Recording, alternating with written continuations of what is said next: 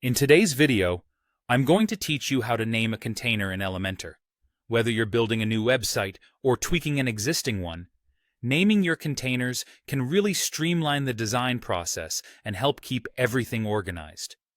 So, let's dive right into how you can assign meaningful names to your containers within Elementor. First, let's locate the container you wish to name.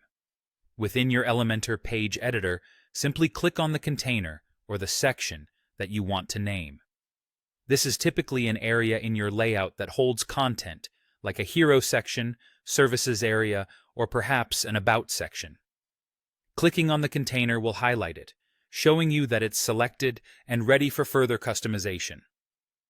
Once you've got the right container selected, direct your attention over to the Elementor sidebar on the left-hand side of your screen. Here, you'll see various tabs that allow you to adjust the settings and style of your container. For naming purposes, we need to navigate to the Advanced tab. The Advanced tab houses several powerful options that permit greater control over how your section behaves and appears. And it's also where you'll find the tool we're after. Within the Advanced tab, look for the CSS ID field. The CSS ID is a unique identifier you can assign to any HTML element on your page.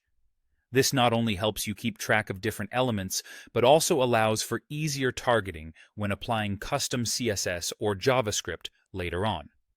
You'll see a blank space here, which is where you'll input the name for your container. For example, enter names like Hero for a Hero section, Services for a Services section, or About section if it pertains to your About page area. Choosing clear and meaningful names is crucial, especially in larger projects where you may have many similar elements. Stick to lowercase letters and use hyphens instead of spaces to enhance compatibility and ensure your name is widely understandable and seamless to work with across different coding environments. After typing in your chosen name, remember this crucial step. Press Update at the bottom of your Elementor sidebar. This simple action saves your changes and ensures that the name is now assigned to your container. Without pressing Update, your carefully input CSS ID will not take effect, so it's an important part of the process. By following these simple steps, you now have a nicely organized, efficiently named container that will make future design adjustments a breeze. Naming containers correctly in Elementor doesn't just keep your work tidy, but also makes subsequent modifications faster and more intuitive. Thanks for watching, and happy designing with Elementor.